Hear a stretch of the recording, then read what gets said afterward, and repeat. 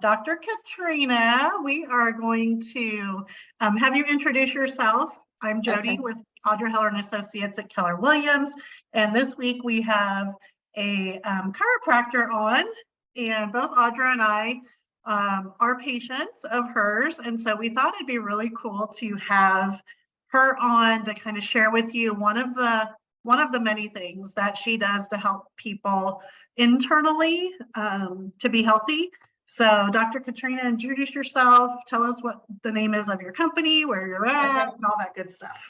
So thank you. And thank you so much for having me. I'm Dr. Katrina Rounkles. I mostly go by Dr. Katie, and not to be confusing, but we also have another chiropractor in the office. Her name is Dr. Kate Masterson.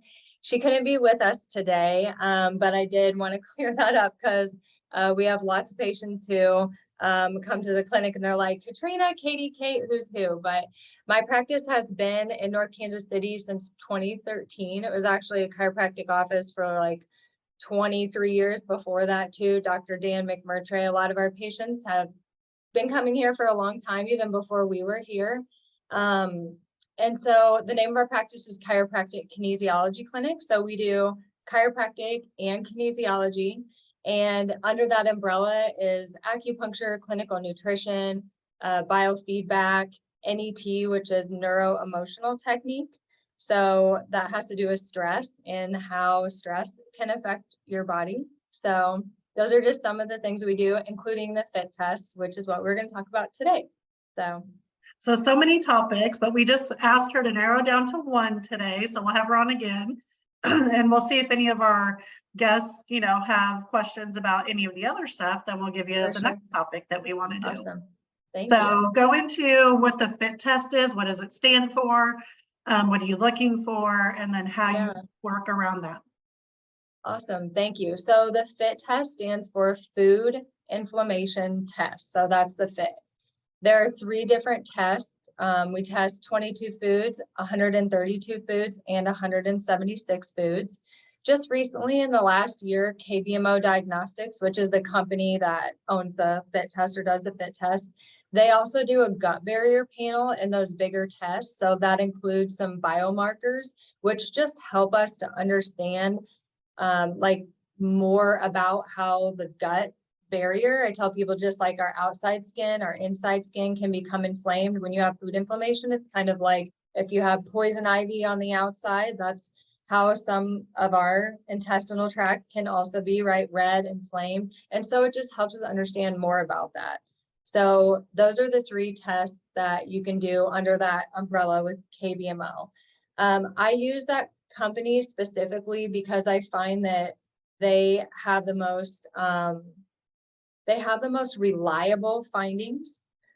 We have access to lots of different companies that do food inflammation testing, and some of them they're a lot more expensive for a lot less, and they don't do the specific things that KBMO does to ensure we don't get false negatives or false positives. So not to go down that rabbit hole, but it's very important the tests that you do, what results and what you're getting out of that. Because for me, lifestyle changes are not always easy. It's just like starting a new habit if you're not working out, right? And so you want to make sure that the energy, the finances, the time that you're putting forth in that change is for the right reasons. And you want to make sure that that test is reliable, because if you all of a sudden take dairy out of your diet, that costs a lot of time, money, and energy for you to do that. And it also feels good. It breeds positive energy to know, hey, I have something tangible that I can get a hold of and make these lifestyle changes. So to see it on paper and know the validity of the test is really, really important. Yes, that's huge. Thank you. Yeah. All right. So what are some of the things that the test tests for? You said 170 some things. What are some of the categories that we're looking at on that? Sure. So I actually was going to pull up on our website under services. We have a whole page that's dedicated to the food inflammation test. And we also have a sample of a PDF that has a sample of all the foods that we test on it. So Okay. categorically, we look at dairy, grains, fruits, additives, vegetables, meats, nuts, fish, shellfish, seeds, spices, extracts, beans, and then there's also a microbe section on there that has candida on it, and then baker's yeast and brewer's yeast. So when we talk about like what test is the right test for me, I always have people look at the different tests to see what is a good start for you. Because just because you can test 176 foods doesn't necessarily mean that's a good start. Okay. It really is about meeting people where they are to make those lifestyle changes. And again, I always compare it to like, if you're going to start working out and you have never worked out before, you haven't in a long time, you want to make sure that you're setting a goal for yourself, a space where you feel good about starting in. So when looking at that, it kind of depends on, again, where you're at, what are your goals for your health? And when you get that information back, where do you want to go with that? Like, what do you want to do with that? Are you ready to commit to that lifestyle or dietary change? Right. Good. Sorry, I had to sneeze. You're fine. Like, whoa, where'd It's that okay. come from? No Yeah, one it's needs to okay. hear that. Yeah. Okay, so let's say we do the test, and there's different categories. So I remember mine, there was like highly, Oh, you yeah, know, thank you. Reactivity. Yeah. reactivity. There you go. So yeah, when you get the test back, which again, on our website, we have a sample of that fit report and what it can look like. I do want to tell you guys that if you get on there, don't get freaked out by that sample, because not everybody has that many reactivities. So we just wanted to have something on there to share with you to show you like, here's what it looks like. So in that top right-hand corner, there is a list with different colors by them, and that list is reactivity levels. So what I tell people is the driving factor, other than wellness, behind doing this is usually because people have something that they don't like that's going on with their health. For me, acne was a big reason why I changed my diet, because I was sick and tired of having it, and it was terrible and it was not going away. And I'm like, I will do whatever I need to do. Stomach aches are another reason, fatigue, like longstanding digestive issues. Maybe like a lot of parents bring their kids in for ADD or ADHD, and we look at diet changes, and we want to make sure that we are changing the things that are specific to that person and not just throwing the book at it or saying, hey, in general, gluten's bad, or in general, this is bad or inflammatory. And so when we're really specific like that, it breeds a lot better results, right? So in that reactivity level, there's severe, high, moderate, mild, and then no reactivity. And one of the biggest things about reactivity that I try to teach people is reactivity doesn't always equal severity. So you can have a mild reactivity that has a severe symptom. So I don't know about you guys, but I would consider having constipation or having diarrhea, like more severe, on the more severe side, right? And so some of those mild reactivities you could have, that's just an example, right, of a symptom. For other people, their mood can change. So feeling depressed, feeling anxiety. I'm not saying that the food's causing that, right? But there is an interplay in some capacity where that food and the physiology or chemistry of the body is actually changing, right, the way that we're feeling our experience there. So I know for me, one of the symptoms that I have struggled with was anxiety. And it was such an awesome experience having to, changing my diet and realizing, holy moly, like one of the reasons that I felt so anxious all the time was because I was having this food. And so I'm not saying that's the root of all anxiousness, but what you're eating does act upon your neurology, that acts upon your gut, right? And so it's really incredible when you have the right foods and those right lifestyle modifications, how things can really change for you. So when we talk about reactivity, depending on what, where a person's at, we put a plan together to try to go after those foods that are reactive. So you'll notice me say reactive and not highly reactive, because any of those foods could be creating a lot of why behind somebody's doing, why they're changing their diet and wanting to learn this information. So, and that was really like on my results, I was like, bananas, like I was highly reactive to, or whatever the word is, to bananas. And I'm like, really? I've eaten bananas my whole life. I right, don't eat them a lot. So it would have been different if I had one every day and then yeah, stopped. Then I might have had a bigger notice of like things right, changing. But I just haven't eaten bananas since then. right. And I'm So, glad you brought that up, because a lot of people, when they get the test back, you know, they may say that, well, I eat this all the time and I don't notice that I feel bad. And what happens is, after they take that out of their diet, and their body can have a little space to, right? Because why do we do the test? Because it's causing inflammation in the body. So once we pull that fuel off the fire, and the body can start to focus on getting rid of that inflammation and addressing the things that are flying under the radar, then that reaction will be stronger. yeah. So, Well, and it's interesting because it's like you live with something for so long, you think it's normal. yes. Yeah. Yes. Right? Or thank you. I'm glad you said that too, because it's maladaption, right? I'm just used to being this tired. Right. I'm just used to feeling anxious. I'm just used to having this, brain fog. So absolutely. Then when it goes away, you're like, oh, that's not normal. Yeah. It, And it was my feeling, normal, but it's no yeah. longer a normal. And so that's Mm-hmm. what's really cool about, specifically doing this per person. Because you can say, I've heard people say, well, my doctor told me I'm gluten intolerant. Well, how did they know? They never did a test. They just said, my Right. stomach hurts, therefore you must have a gluten intolerance. Where Right. your test is going to pinpoint for me, what is that? Because I expected like a million things to be highly reactive, like have Right. high inflammation for me. And I think I had banana and egg white and like Yeah. there were only two, but you would be Yeah. surprised at how many things have egg in it. I've Oh, learned, yeah. or a Trust me, I byproduct know. of egg. And so we Yeah. had to work through that.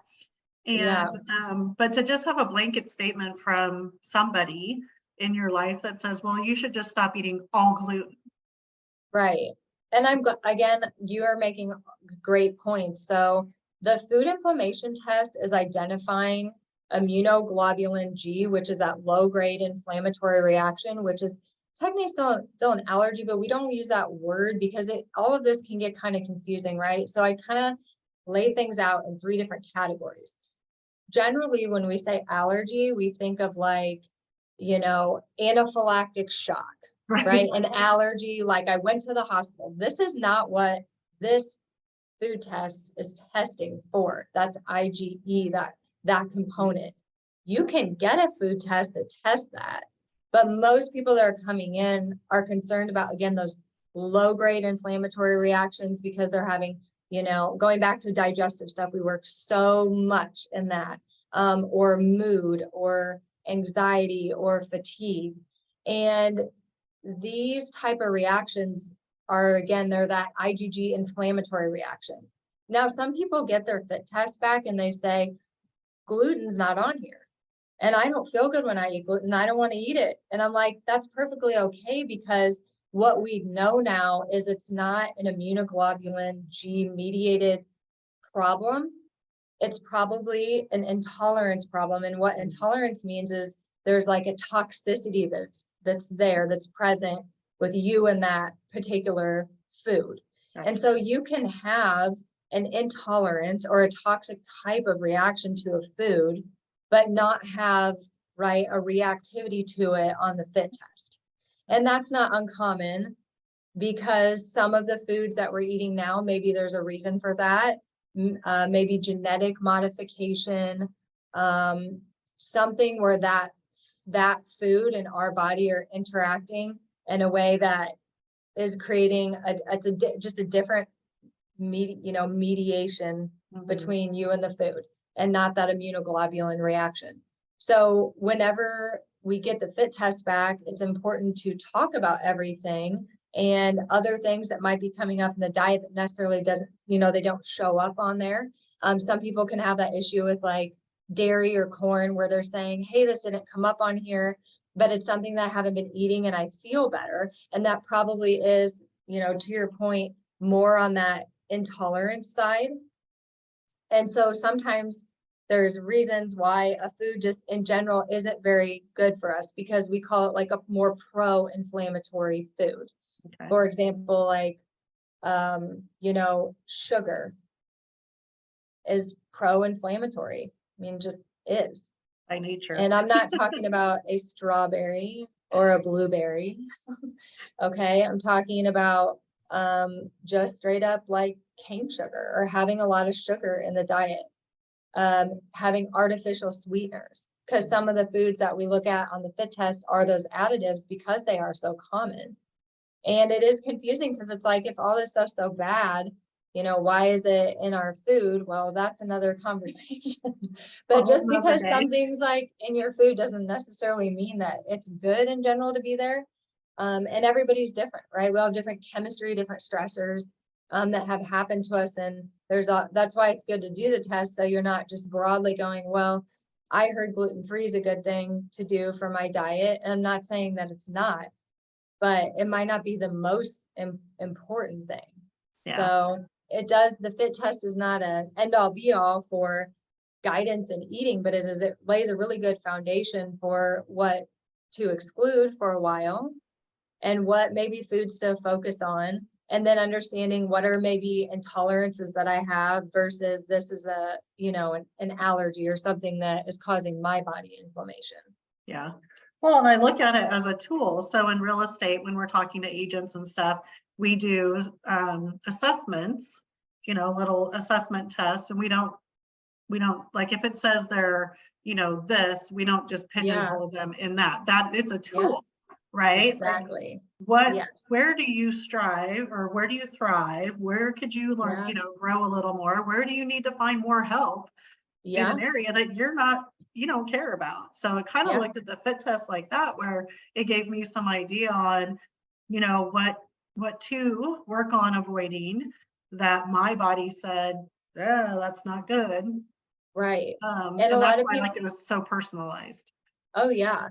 And another really important point, to make that I think we're getting there is like, people ask, well, how long am I going to have to avoid this stuff? And I'd always say that, everybody's different. I can no more predict that than anybody else can. Like, yes, after 3 weeks, you're good. After 3 months, you're good. After 3 years, you're good. Because in general, there's things that are creating that to be present there, that allergy or that food inflammation that we want to address so that you can go back to eating some of those foods. And we just said, hey, some foods are probably better left out of the diet in general because, they're not healthy in general.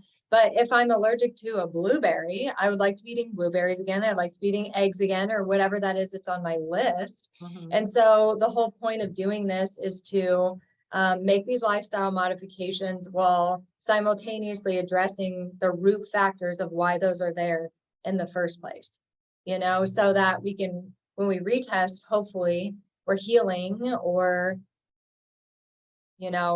lessening that response, at least over time, so that we don't have to have such a strict diet. Or we can go back and eat things that we want to eat, like eggs or blueberries. Yeah, because at first it's like, what? I can never have an egg again. That's what the brain does, is it's like, I can never eat that again. Oh my gosh. And then how many things have egg something in them? Oh yeah. And so it can be a little nerve-wracking, or like, oh, feel like I'm, something's being taken away, where it's really, like you said, like we may be able to introduce that back in, but let's get the root cause taken care of, and then we can work on that. Yeah. And there's definitely emotional components to eating. I think that depending on what your why is for starting this diet change, like going back to mine, when I first did this test years ago, I had to do with skin and acne.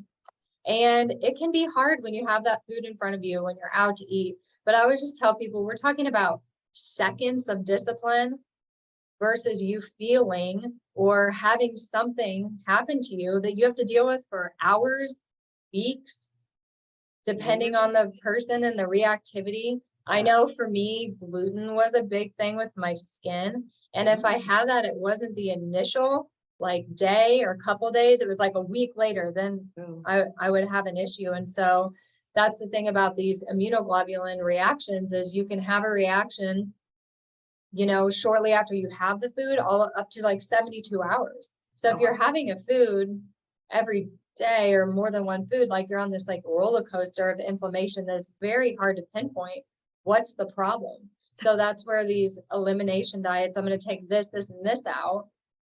You know, they can be really frustrating and you can be spinning your wheels. It can cost you a lot of money because you don't feel good and you're buying this supplement or that supplement to try to make it better. You miss out on social events. That's one of the, you know, driving forces I know for people to understand food is like, hey, I went on vacation. I didn't, you know, I felt like crap the whole time because I had this, or, you know what, just everybody has their story, but it's really just about wanting to feel good. And part of anybody's health journey, we can't exclude food. It's one of those big pieces of our lifestyle. I mean, I have all these supplements behind me, right? All this stuff has food in it. So even if you're wanting to focus on healthy nutrition, you want to understand what is healthy for you.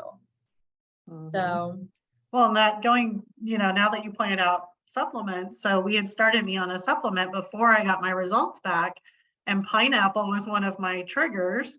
And we looked at the supplements, and one of them was a bromelain, yep, and that's a pineapple derivative. So it was like, yes, ma'am. So it was just, that was interesting to me that it's like, even in a supplement that is good for me, yeah, could have something in it that is inflammatory. And I was like, absolutely. that was interesting. And one thing that you said that really, really got me thinking was, you said the gut is your second brain.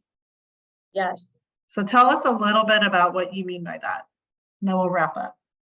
So our digestive tract is like our second brain because of the production of hormones and how, again, the neurology acts on the immune system, how stress acts on the immune system, and how the immune system acts upon that gut tissue.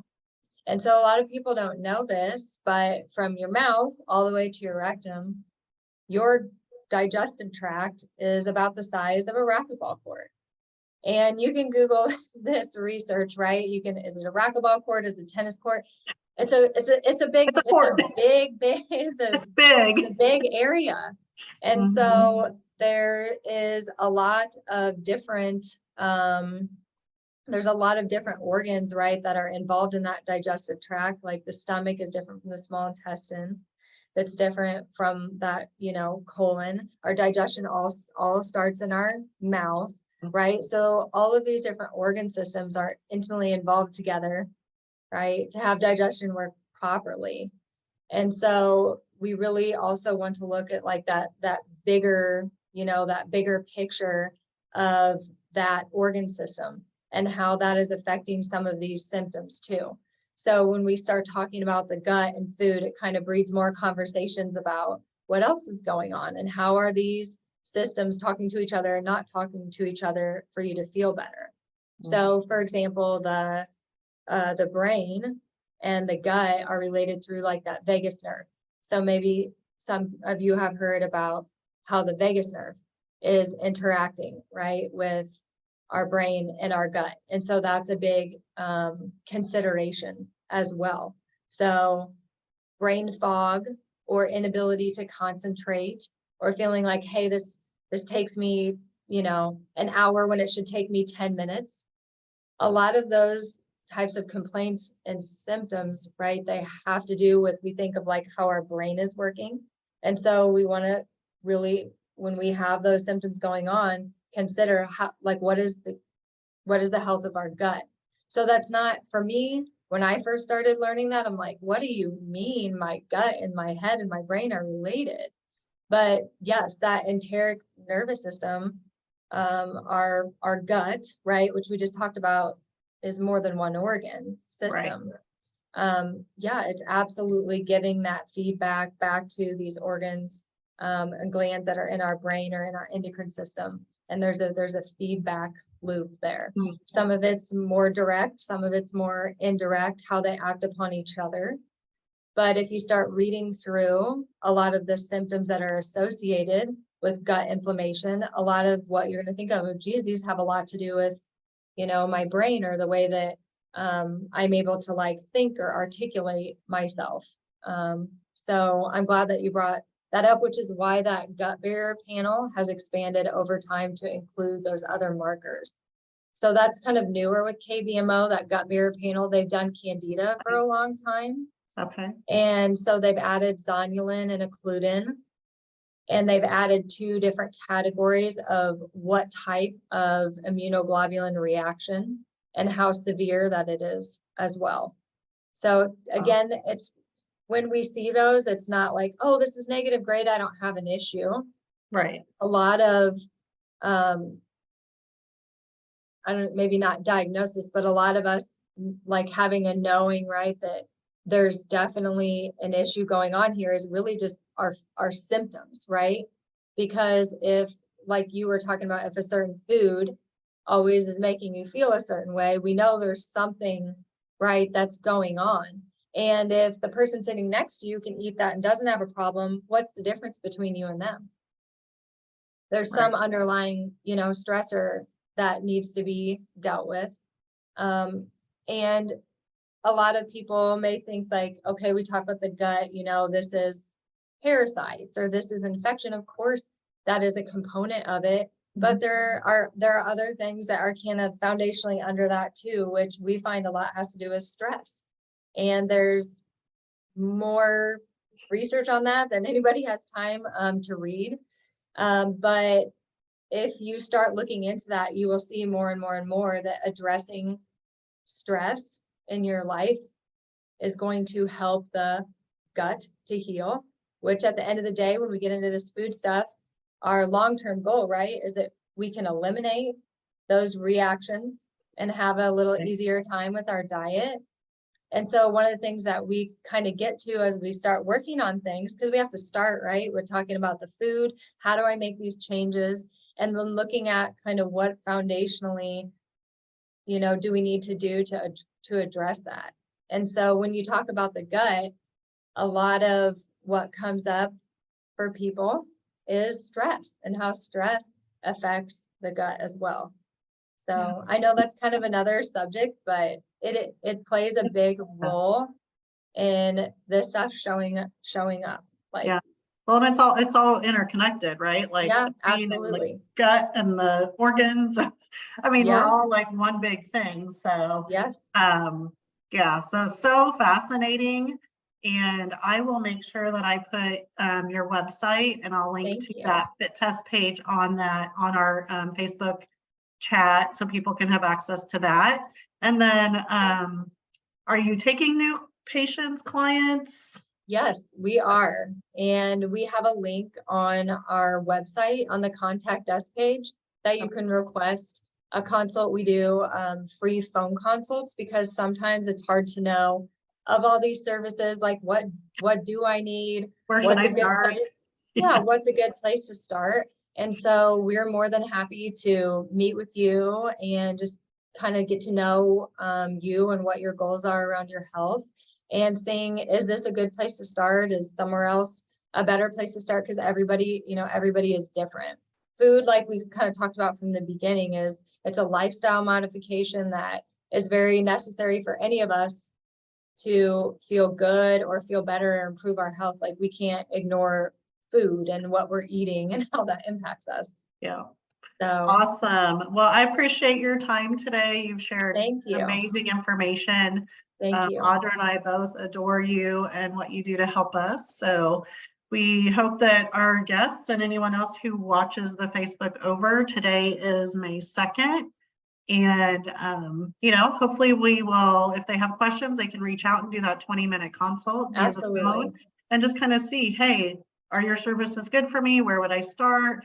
What would I do? You have so many services that we can't even probably name them all right now, but I'll make sure to put your website and then a link to that fit test page so that we can all look at that.